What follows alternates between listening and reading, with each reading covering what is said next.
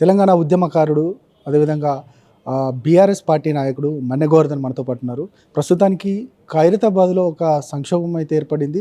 Khairatabad MLA ఇక కాంగ్రెస్ పార్టీలోకి వెళ్ళారు. కాంగ్రెస్ పార్టీ ఎంపీ అభ్యర్థిగా ఉన్నారు. ఇక అన్ని విషయాలు అడుగుదాం. ఏంటి అక్కడ ఉన్న పరిస్థితులు ఏంటి, రాబో రోజులలో బీఆర్ఎస్ పార్టీ ఏ విధంగా వాటన్నిటిని అధిగమిస్తుంది, ఈ అంశాలపైన మనతో మాట్లాడడానికి సిద్ధంగా ఉన్నారు. అన్న నమస్తే. ప్రధానంగా ఇక మీ ఎమ్మెల్యే మిగతా పార్టీలోకి వెళ్ళిన పరిస్థితి కనపడ్డది. ఆయన ఎంపీ అభ్యర్థి, ఇప్పుడు ఆయనే ఉన్న పరిస్థితి. ఎట్లా చూస్తారు దీన్ని, అంటే మీరు ఏం చెప్తారు? ఇప్పుడు ప్రజలంతా అసహించుకుంటారు దానం నాగేంద్రం చూస్తే.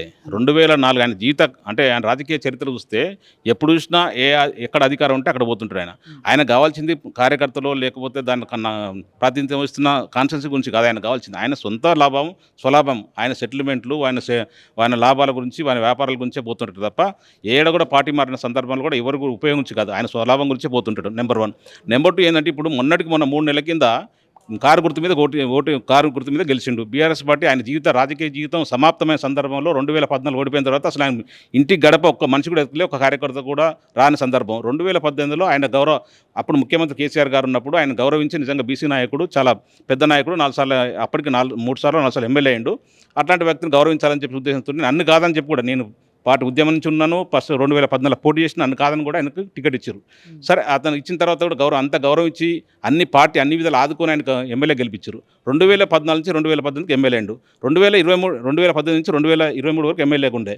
23 మళ్ళీ టికెట్ ఇచ్చి మళ్ళీ గెలిపించారు. ఇప్పుడేం కొత్తగా నేను టీవీ నెలలో ఏం చెప్తున్నా అంటే పార్టీ బీఆర్ఎస్ పార్టీ బీజేపీ ఒకటైతుందని చెప్పి కేటీఆర్ గారు చెప్పారు, అందుకే వెళ్ళిపోతుందని చెప్పి సిగ్గుండాలకి ఇతనన్న ఆ మాట మాట్లాడడానికి.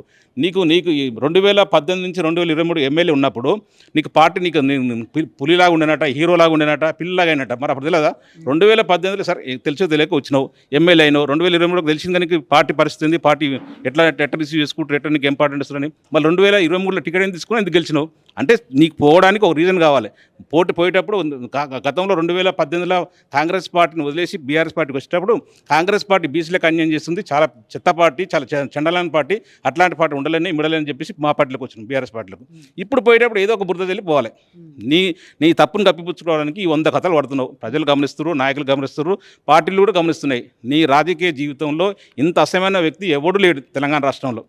నువ్వు ఇంత నీచాన్ని దిగజారేసి పోయేటప్పుడు ఏదో ఒక బురద వెళ్ళాలని ప్రయత్నం చేస్తున్నావు.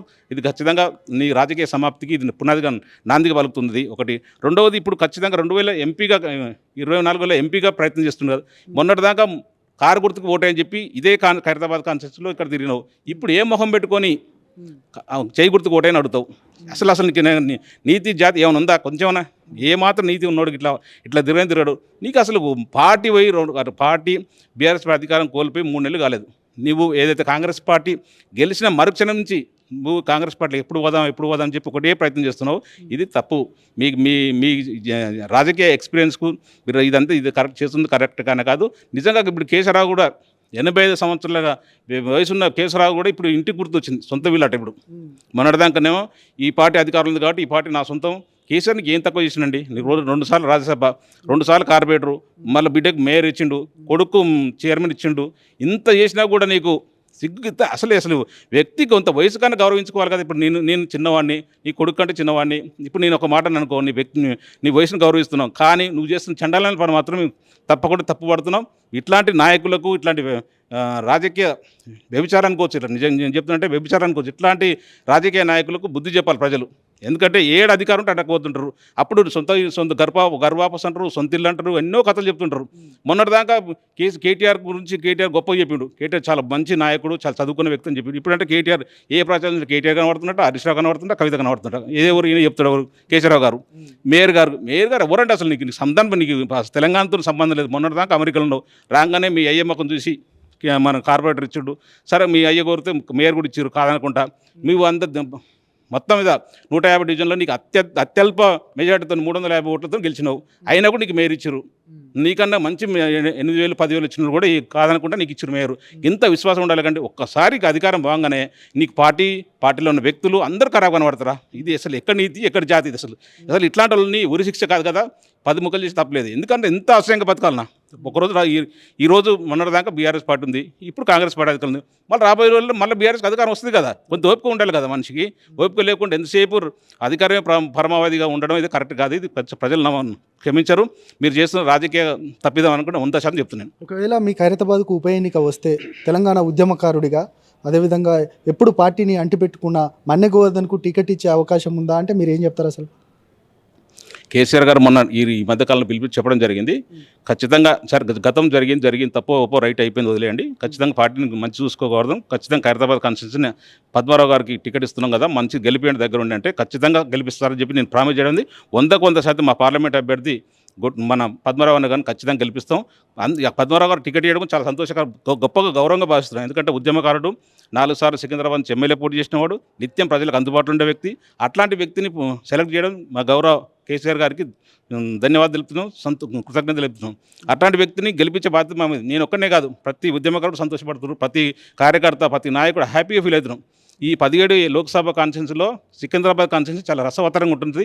ఖచ్చితంగా పద్మారావు గారు గెలవడానికి అవకాశం ఉంటుంది. నెక్స్ట్ రాబోయే ఎలక్షన్లో కూడా, అంటే బై ఎలక్షన్ వచ్చినా, రేపటి ఇంకో 5 సంవత్సరాల ఎలక్షన్ వచ్చినా కూడా ఖచ్చితంగా ఖైరతాబాద్ కాన్స్టిట్యూన్సీ టికెట్ వస్తుందని ఆశిస్తున్నాం. కేసీఆర్ గారు, కేటీఆర్ గారు ఆశీస్సులు ఉంటాయి, హరీష్ కూడా ఆశీస్సులు ఉంటాయి. కంపల్సరీ వస్తుంది, టికెట్ వస్తుంది. ఓకే, ఇక మీ భవిష్యత్ కార్యాచరణ ఎట్లా ఉండబోతుంది? టికెట్ వచ్చినా రాకపోయినా ఉప ఎన్నికల్లో పార్టీతోటే ఉంటారా? ఎట్లా ఉండబోతుంది అసలు? 100% పార్టీతో ఉంటాం. ఇట్లా లంగా చేతులు చేయము మేము. ఏడు అధికారం ఉంటే అధికారం పోము. అధికారం లేకపోయినా ఉద్యమం నుంచి వచ్చిన వాళ్ళం, పార్టీ జెండా మోసిన వాళ్ళం. పార్టీ అంటే గౌరవం ఉంది, కేసీఆర్ అంటే గౌరవం ఉంది, కేసీఆర్ అంటే ఇష్టం ఉంది, కేటీఆర్ అంటే అందరికంటే ఎక్కువ ఇష్టం. కేటీఆర్ అంటే మాకు ప్రాణంతో సమానం చూస్తాం. అట్లాంటి పార్టీని, అట్లాంటి వ్యక్తుల్ని, అట్లాంటి లీడర్ని వదిలే ముచ్చటలేదు. మాకు అధికారం ముఖ్యం కాదు. మేము కోట్ల రూపాయలు సంపాదించుకోలేదు, ఎవరిని ఇబ్బంది పెట్టలేదు, ఎవరిని కబ్జా పెట్టలేదు, ఒక 100 గదాలు కూడా తీసుకోలేదు. మేము అట్లా మేము పార్టీతో ఇంపార్టెంట్. తెలంగాణ గురించి ఉద్యమంలో పార్టిసిపేట్ చేసినాం.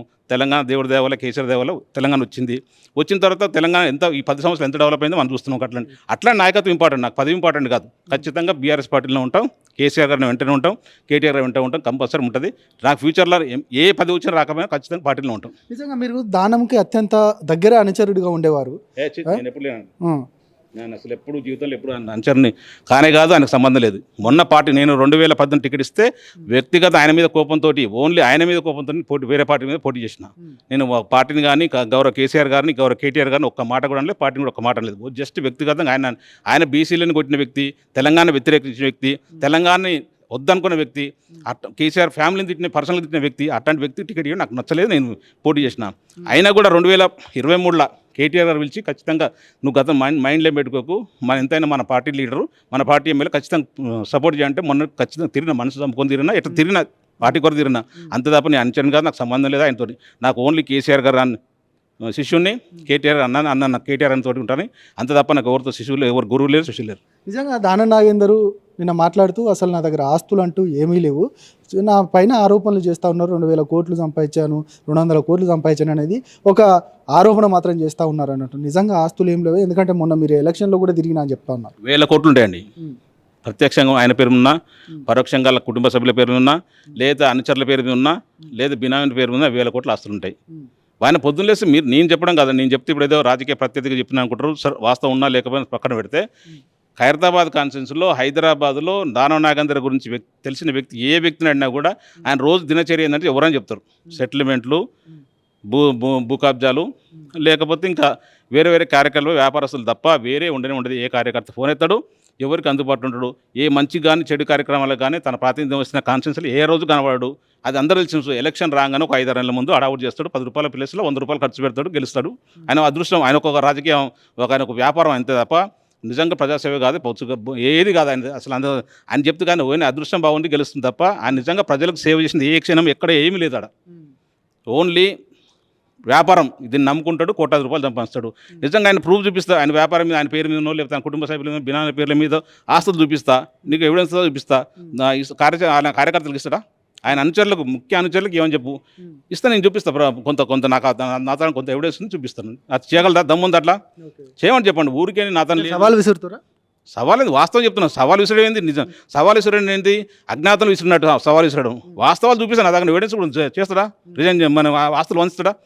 ఒక్క 1,00,00,000 వాస్తు వంచుతాడా? 1,000 కోట్ల ఆస్తులు ఉంటాయి. ఎందుకు ఉంటాయండి? ఇప్పుడు హైదరాబాద్లో మీరు ఎవరండి చెప్తారు దానా నాగేందర్ గారితో ఎన్ని వేల కోట్లు ఉంటాయి అనేది? ఏంటి కోట్లు లేదు ఎట్టు ఉంటుందండి? కంపల్సరీ ఆయన సెటిల్మెంట్ దాదాపు ఇప్పటికీ 5వ సారి 6వ సారి ఎమ్మెల్యే. ఆయన పొద్దున్న లేసి సాయంత్రం దాకా అదే పనిలో ఉంటాడు, ఇంకా వేరే పని ఉంటాడు. ఖచ్చితంగా 1,000 కోట్ల రూపాయలు ఆస్తి సంపాదించండు. నేనేమంటారు, సంపాదించిన వ్యక్తిత్వాన్ని ఎందుకు ఖరాబ్ చేసుకుంటారని అంటున్నా.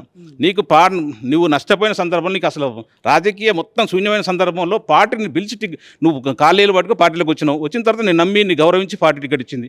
అట్లాంటి పార్టీని కాపాడుకోవాల్సిన బాధ్యత ఉంటుంది కదా. కొంతనన్నా ఒప్పుకుంటుంది. అంతా 2 నెలలు పార్టీ ఓడిపోయిన 2 నెలలకే, అంటే బీఆర్ఎస్ పార్టీ అధికారం బాగానే నీకు పార్టీ అసహ్యం కనిపించింది, కేటీఆర్ అసహ్యం కనిపించిండు, కేసీఆర్ అయితే మళ్ళీ ఇంకో గొప్పగా కోణమే కోసం మెరుపు. కేసీఆర్ గారు చాలా మంచివాడట, చుట్టూ ఉన్నవాడు మాత్రం కందిరిగలట. అసలు ఏమైనా అర్థం ఉండాలి కదా. నువ్వు రాజకీయ పరిణితి చెందిన నాయకుడివి, ఎన్ని సంవత్సరాలు, దాదాపు 30-40 సంవత్సరాల ఎక్స్పీరియన్స్ ఉంది. నీవు ఏం మాట్లాడాలో తెలియకుండా ఎట్లా చెప్పు? నువ్వు పోతున్నావు తెలుసు, ఊకే పోవు సపడంట. పార్టీ మీద బురద వెళ్ళడం, నాయకుల మీద, పార్టీలో ఉన్న నాయకుల మీద బురద వెళ్ళడం కరెక్ట్గానే కాదు. ఇది మొత్తానికి ఏదైతే ఆదుకున్న పార్టీని నమ్మక ద్రోహం చేశారు, ఖచ్చితంగా మేము దానం నాగేందర్ను ఓడిస్తామంటూ కూడా మన్నె గోవర్ధన్ చెప్తా ఉన్నారు. ఖచ్చితంగా తెలంగాణ ఉద్యమకారుడిగా ఒకవేళ ఉప ఎన్నిక వస్తే మాత్రం నాకు టికెట్ ఇస్తారనేది కూడా అధిష్టానం, ఖచ్చితంగా నాకే టికెట్ ఇస్తారనేది కూడా నేను ఆశిస్తున్నానంటూ కూడా మన్నె గోవర్ధన్ చెప్తున్న సందర్భం.